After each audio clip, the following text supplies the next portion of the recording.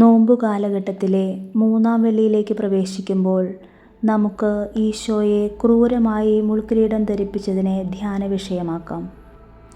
നാം സുവിശേഷങ്ങളിലൂടെ കണ്ണോടിക്കുമ്പോൾ വിശുദ്ധ മത്തായി, മാർക്കോസ്, ലൂക്ക, യോഹന്നാൻ എന്നീ 4 സുവിശേഷങ്ങളിലും ഈശോയെ കുരിശിൽ തറയ്ക്കുന്നതിന് മുൻപ് പടയാളികൾ ഈശോയെ മുൾക്കിരീടം അണിയിച്ചും വസ്ത്രങ്ങൾ അഴിച്ചു മാറ്റിയും ഈശോയുടെ ശരീരത്തിൽ തുപ്പിയും മുഖത്തടിച്ചും എല്ലാം പരിഹസിക്കുന്നത് നാം വ്യക്തമായി കാണുന്നു.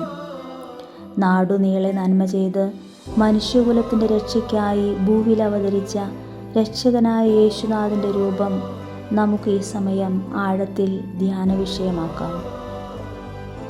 നമ്മുടെ രക്ഷയ്ക്കായി മണ്ണിൽ ജാതനായ ദിവ്യനാഥനെ നാം വീണ്ടും വീണ്ടും വേദനിപ്പിക്കുന്നുണ്ടോ? നമ്മുടെ ചിന്ത വഴി, വാക്കുകൾ വഴി, പ്രവൃത്തികൾ വഴി അനുദിന ജീവിത സാഹചര്യങ്ങളിൽ നമ്മുടെ ഈശോയെ വീണ്ടും വീണ്ടും നാം മുൾക്കിരീടം ധരിപ്പിക്കുന്നില്ലേ? നമ്മുടെ സംസാര ശൈലി അപരനെ വിവസ്ത്രനാക്കുന്നില്ലേ? പരിഹാസപാത്രമാക്കുന്നില്ലേ? അപരൻ്റെ കണ്ണ് മൂടിക്കെട്ടുന്നില്ലേ? തുപ്പുന്നില്ലേ? മുൾക്കിരീട ധാരണം വഴി നമ്മുടെ സഹോദരൻ്റെ മുഖം കുത്തിക്കീറി രക്തം വാർന്നൊലിക്കുന്നില്ലേ? സ്നേഹപൂർവം ഈശോയോട് നമുക്ക് മാപ്പ് ചോദിക്കാം.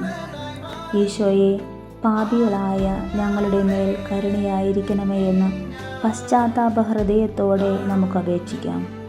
ഒപ്പം കരുണയ്ക്കായി അപേക്ഷിക്കുന്ന നമുക്ക് നമ്മുടെ മുൻപിലെ സഹോദരൻ്റെ മുൻപിൽ കാരുണ്യം സ്നേഹപൂർവ്വം വിളമ്പാം.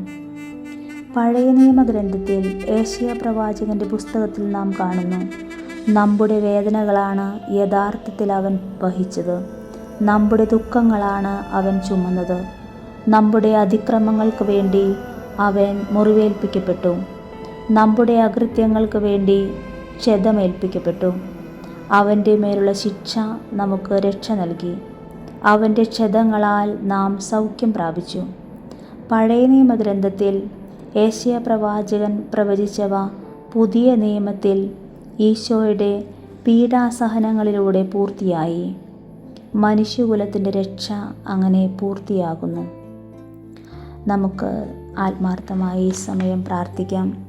സ്നേഹനാഥനായ ഈശോയെ, ഞങ്ങളുടെ പാപങ്ങളാൽ വീണ്ടും വീണ്ടും മുറിവുകളേൽക്കുന്ന, വിവസ്ത്രനാകുന്ന, മുൾക്കിരീടം ധരിപ്പിക്കപ്പെട്ട ഈശോയെ, അങ്ങേ ഇനിയും ഞങ്ങളുടെ പാപങ്ങൾ മൂലം വീണ്ടും വീണ്ടും വേദനിപ്പിക്കാതിരിക്കാനുള്ള കൃപ നൽകണമേ.